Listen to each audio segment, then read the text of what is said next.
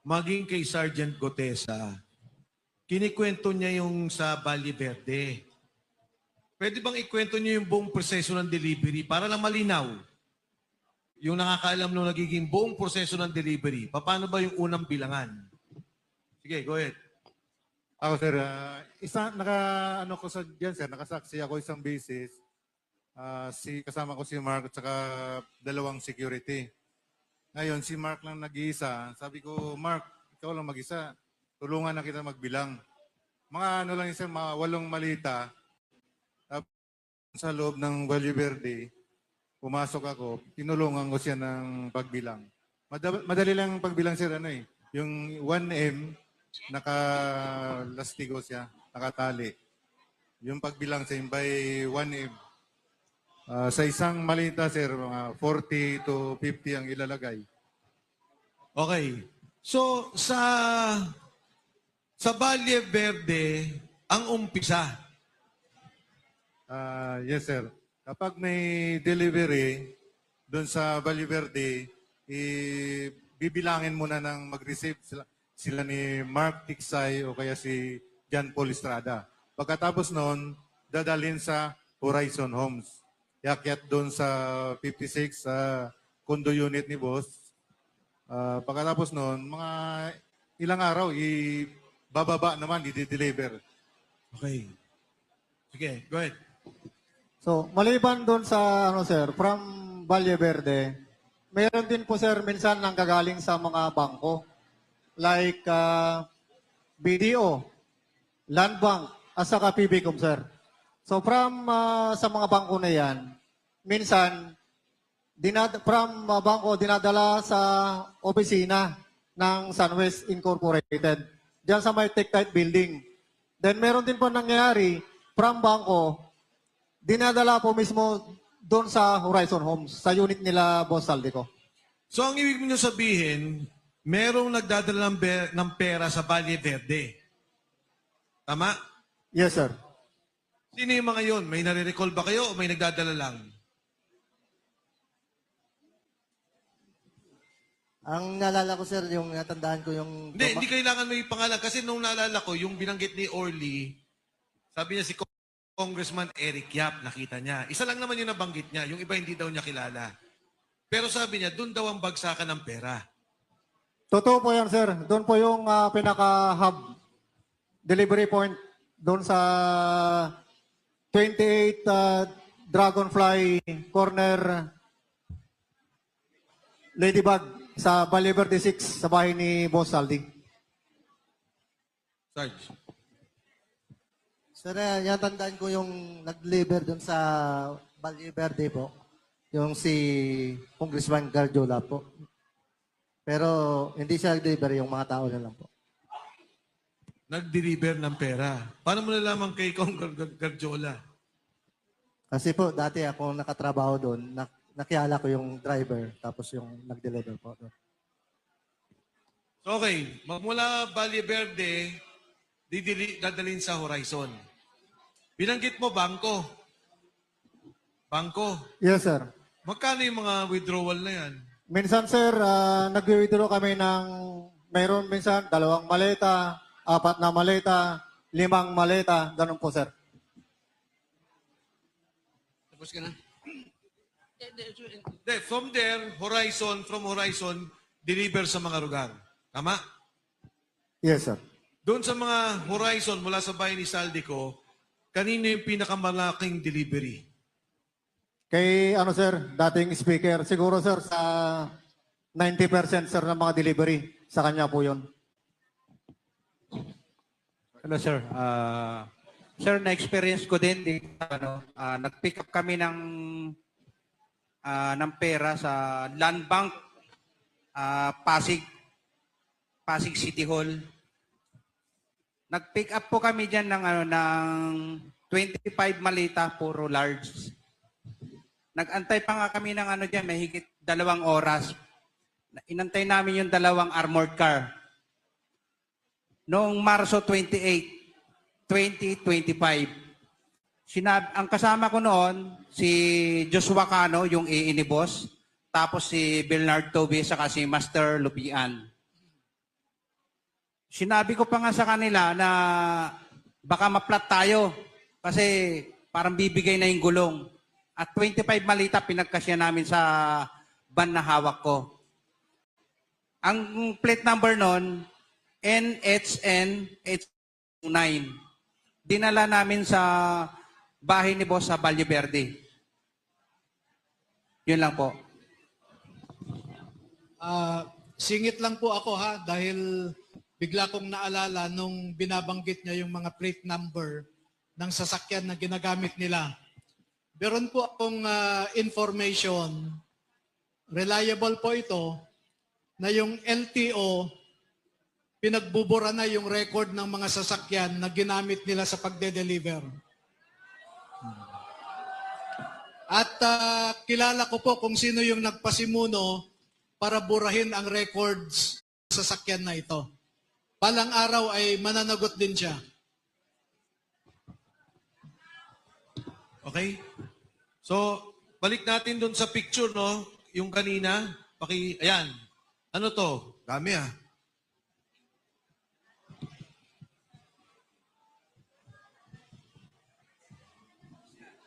Paki-describe. Kahit sino.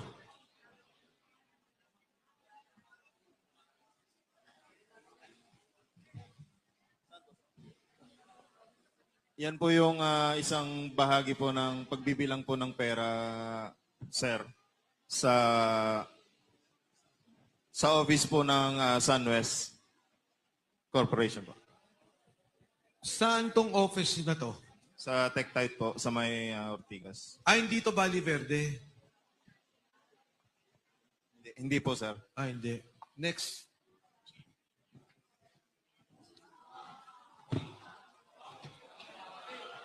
Saan to? Doon din po yan, sa office din po yan, sir. Meron ba kayong money counter o ganyan na lang ang bilangan? May counting machine po yan, sir. Marami po yan, sir. Hindi lang nakakip sa kwan. Pero minsan, sir, ang kwan kasi niyan, sir, pero po yung bilang, sir. Eto, tanong lang, may mga oras ba na nababawasan yung pera sa pag-deliver sa inyo? Pag-deliver ninyo? May magre-reklamo kay Mark o kay Paul. Kulang. Meron sir, nagre-reklamo yung kay Kong Romualdez po na minsan kulang po yung delivery. Magkano daw kulang? Hindi ko lang kung magkano sir, million din nawawala sir. Isang beses lang nangyari yun? Hindi lang isang beses sir, bawat delivery po kulang.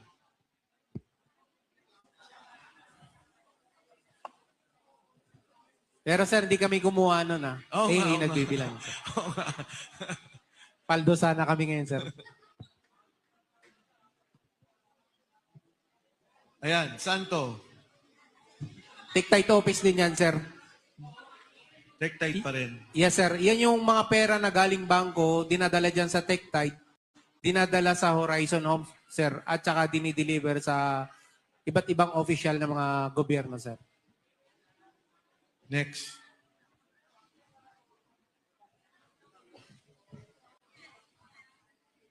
Sir, yan sa building ni Senator Soto.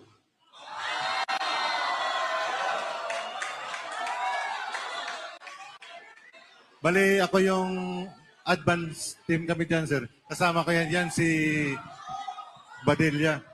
Si Loben Badilla. Itong kinuna mo na litrato? Ako yan, sir, na nagkuha.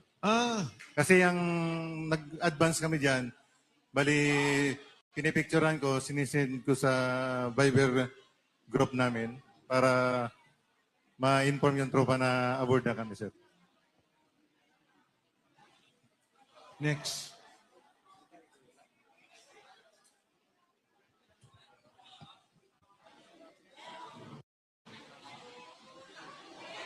Tore oh.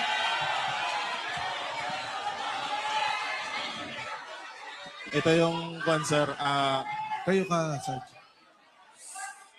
Pakinggan po natin, mga kasama. Noong time po na lumabas si Tap Orly po, Gutesa, I think September 20. Teka, Sarge, teka. quiet lang po para malinaw na marinig natin. Sarge, sige, go ahead. Ito po yung time na yung lumabas na po si Top Orly Gutesa, September 25, 2025. Inumpisahan na kaming 24.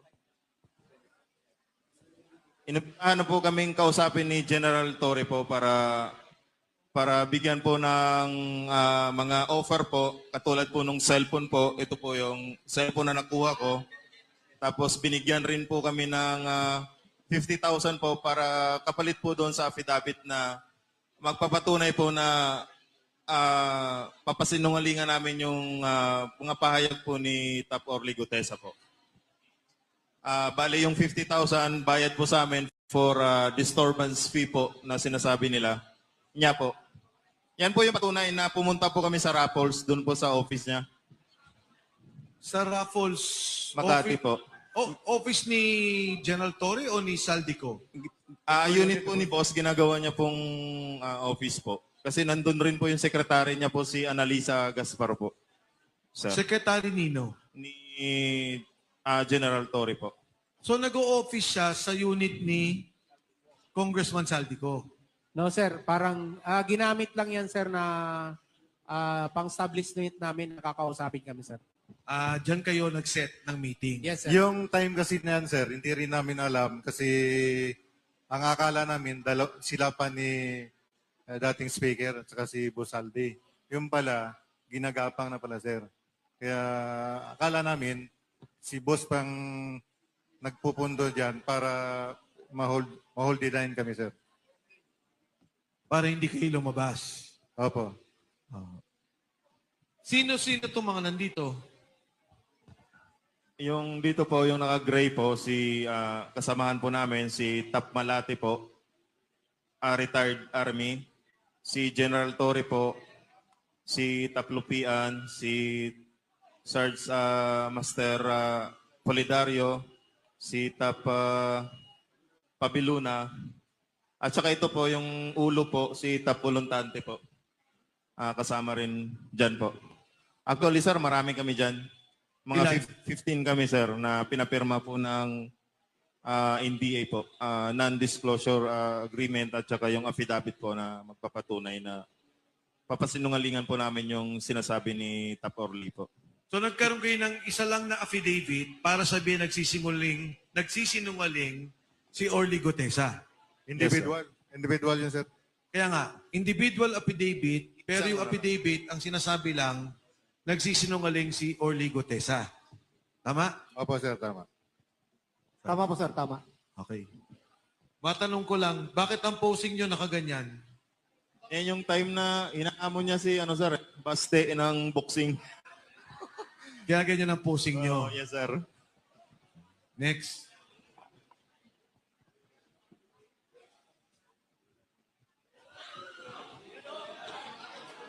Kami po yan. Nagpa-picture po siya sa akin. So, makatuwid, napapirma naman yung 15. Di ba? Napapirma. Ang ginawa kasi namin nun, sir, nag-usap kami ng 15. Hindi kami pumirma nung time na yan, sir. Ang ginawa nila, sir, by batch na kami. Pero napapirma pa rin kami, sir. Napapirma. Yes, sir. Ano pa ang pinangako sa inyo dyan? Trabaho po. Yun po. Gagawa daw po siya ng security agency. Tapos, yun po. Kapalit po nung mga cellphone at saka yung mga hindi na po kami lalabas. Hindi, mabuti. Katunayan niya, sir, yung ibang tropa nandun sa agency ngayon. Mga 28 mga tropa na nandun ngayon, sir. May 28 kayong kasama nandun sa agency ngayon. Opo, sir. Wala namang pananakot.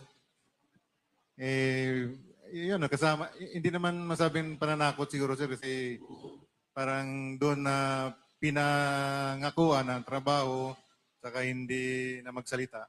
Ganun, sir. Church, go ahead.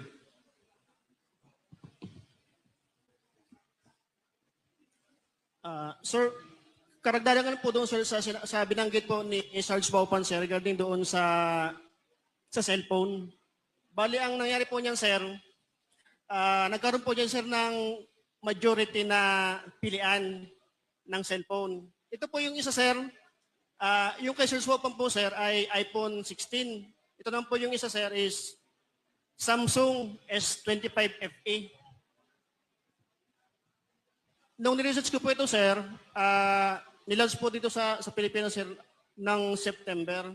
Tapos binigay po ito, sir, tama po sir, si Sir Swapan, sir, na naging by batch po yung pagbibigay nito plus 50,000 na disturbance fee. So, ang binigay ko po doon sa kanila, sir, ay yung hindi yung luma, kundi yung bago kong binili, sir, na cellphone. Kaya napalitan po ng yung sa kanila. Tapos po doon sila sa Elite, sir, sa pagkakaalam ko po, sir, 29 po sir yung nandun. Bali, nakapasok po kami doon ni Sir Sinesa, sir, nung December 19 until hanggang March 15, sir. Andun pa po sir yung iba, sir, na mga kasama namin. So tingin nyo kung ipapatawag yung mga kasama ninyo, mapapatotohanan lahat ng sinasabi nyo ngayon? Yes, sir. Basta may pasupin na, sir. May tumawag po sa akin, sir, yung kabats ko na dating pinasok ko, sir, sa Elite. Tumagal po siya, sir, doon ng mga 1 week lang ata, sir. Nung nag-video call po kami, nung nag-video chat, sir, nabanggit niya sa akin, sir, na sabi niya, Meg, yung Elite wala na doon sa dating place dyan, sir, sa may Guadalupe. Di tanong ko siya, sir, sabi ko, may alam ka ba, Meg, doon sa kung saan sila lumipat?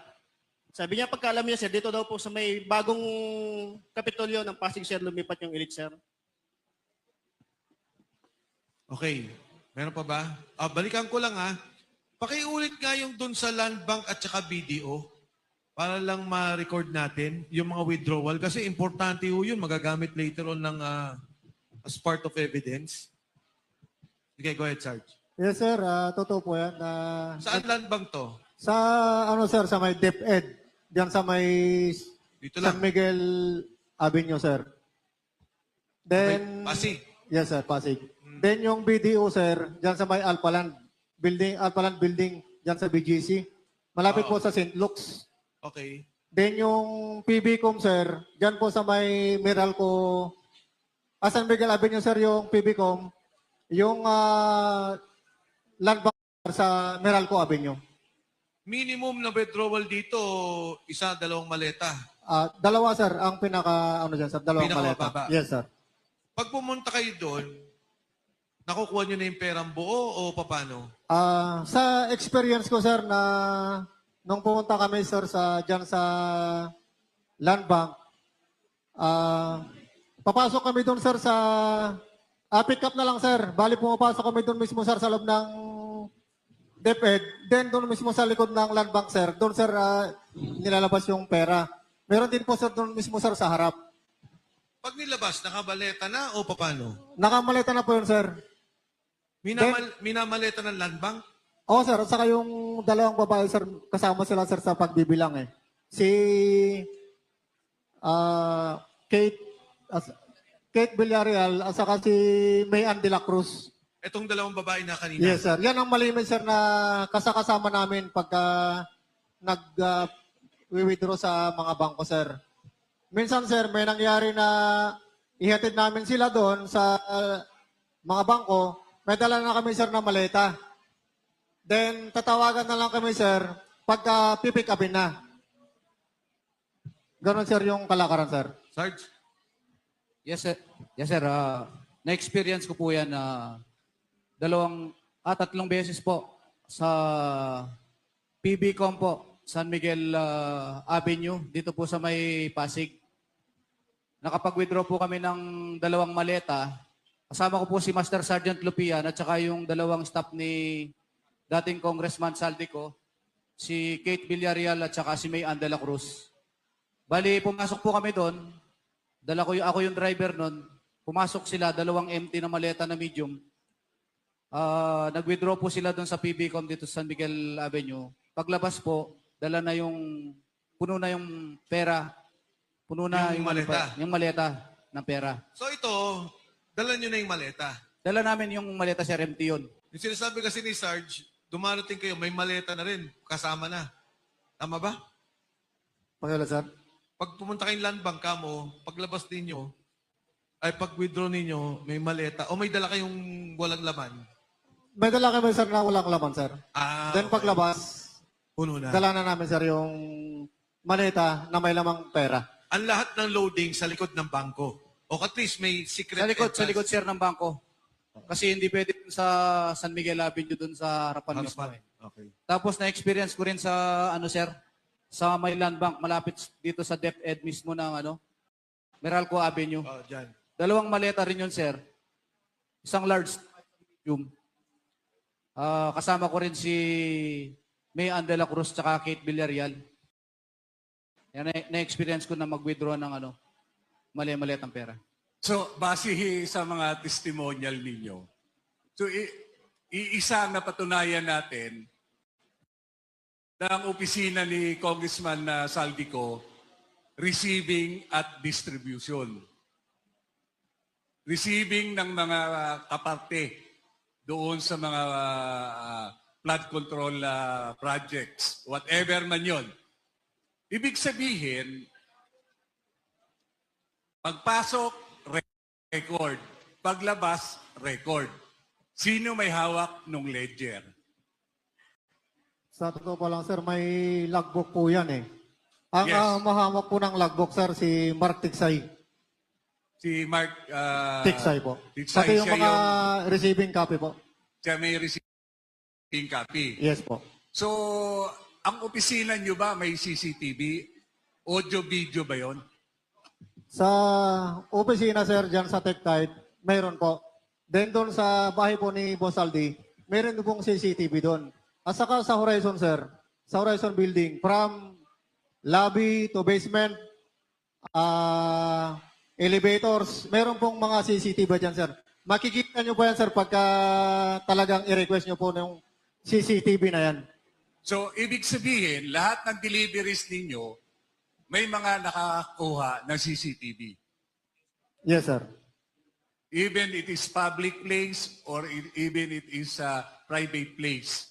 And then, proof of deliveries ninyo, pipicturean ninyo, at isesend nyo sa boss nyo, item is delivered. Tama?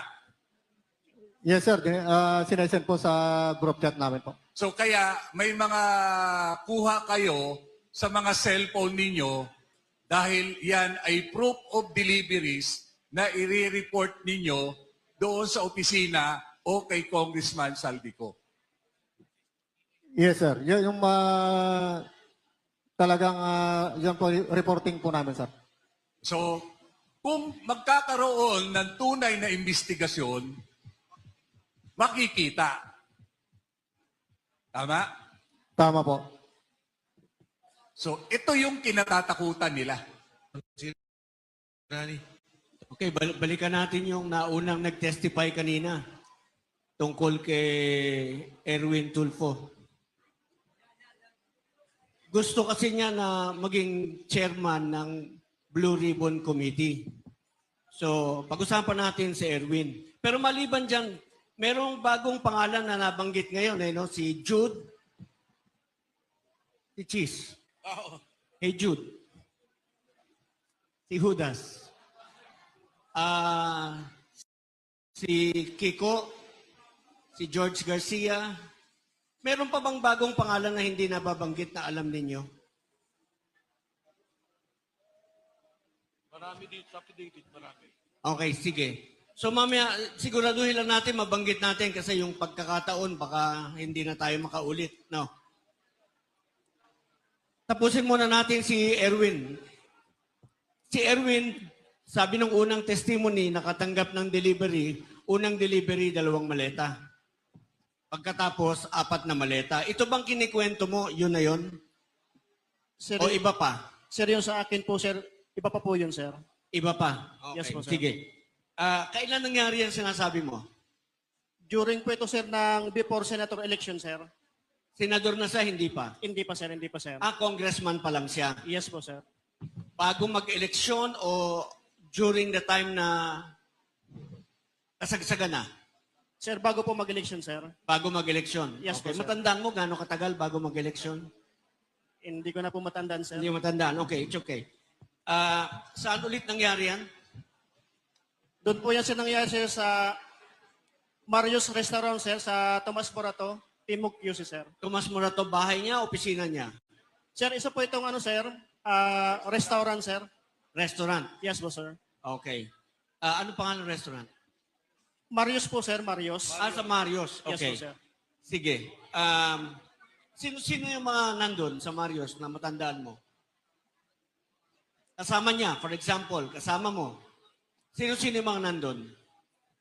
During yun, sir, bali dalawa po kami, sir, na advance team. Kasama ko po dyan, sir, si